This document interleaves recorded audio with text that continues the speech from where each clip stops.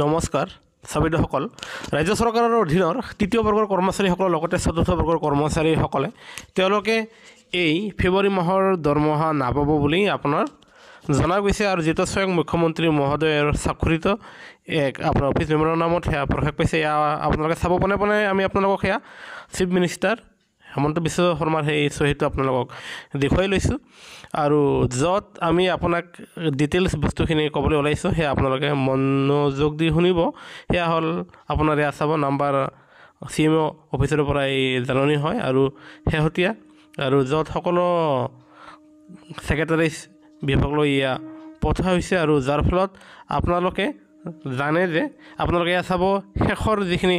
Paragraph সেয়া লিখা আছে commissioner and secretary finance will also' bring out an OM office memorandum ওলাব to stop the salary of all the officers who have been attached illegally. যিসকল তৃতীয় বৰ্গৰ অধীনৰ কৰ্মচাৰীসকলৰ লগতে চতুৰ্থ বৰ্গৰ কৰ্মচাৰীসকলে তেওঁলোকে নিজৰ অৰিজিনেল প্লেচ অফ পষ্টিঙৰ ঠাইত তেওঁলোকে অন্য এটা ঠাইত এটাচ হিচাপে কৰ্মৰত হৈ আছে আৰু তেখেতসকলে যদিহে আগৰ ঠাইলৈ যদি এতিয়ালৈকে ঘূৰি নাহে তেনেহ'লে DC মহোদয়ক অথৰিটি দিছে যে তেওঁলোকৰ যাতে এইবাৰ ষ্টপ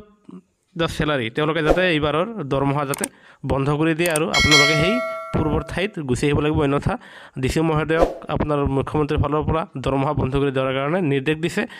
আৰু ইতিমধ্যে আপোনাৰ সাধাৰণ প্ৰশাসন বিভাগৰ ফালৰ পৰাও যোৱা আপোনাৰ জানুৱাৰীৰ শেষত এক শেহতীয়া এই অফিচ মেমৰেণ্ডাম প্ৰকাশ পাইছে আৰু সেই মেমৰেণ্ডাম ভিত্তিত যিহেতু তৃতীয় চতুৰ্থ বৰ্গৰ তেওঁলোকৰ আপোনাৰ এটা online system mutual transfer portal ওলাইছে আৰু তাত আপোনাৰ ট্ৰেন্সফাৰ দিয়াৰ ক্ষেত্ৰত বহুতো অসুবিধাৰ সন্মুখীন হোৱাৰ কাৰণে তেওঁলোকৰ যি প্লেচ অফ পষ্টিং যদি তেওঁলোকে এটাচমেণ্টভাৱে আছে সেয়া আপোনাৰ কেঞ্চেল কৰাৰ কাৰণে অতি শীঘ্ৰে নিৰ্দেশ দিছে আৰু তেওঁলোকে আগৰ ঠাইতে কৰ্মৰত হ'ব লাগিব, অন্যথা এই জাননীৰ ভিত্তিত তেওঁলোকে এই মাহৰ দৰমহা লাভ নকৰিব বুলি এয়া জনা গৈছে। বিশেষ শেহতীয়া খবৰ আমি পোৱাত পোনে তাৰ পৰা আপোনালোকৰ মাজলৈ তুলি ধৰিছোঁ। সেয়েহে কৰ্মচাৰী পেঞ্চনাৰৰ প্ৰতিটো শেহতীয়া খবৰৰ বাবে আপোনালোকে কৰ্মচাৰীৰ ওপৰত প্ৰতিষ্ঠিত আমাৰ চেনেলটো নিশ্চয় লাইক এটা দি শ্বেয়াৰ আৰু ছাবস্ক্ৰাইব কৰিবলৈ নাপাহৰিব। ভিডিঅ'টো চোৱাৰ বাবে ধন্যবাদ। জয় অসম।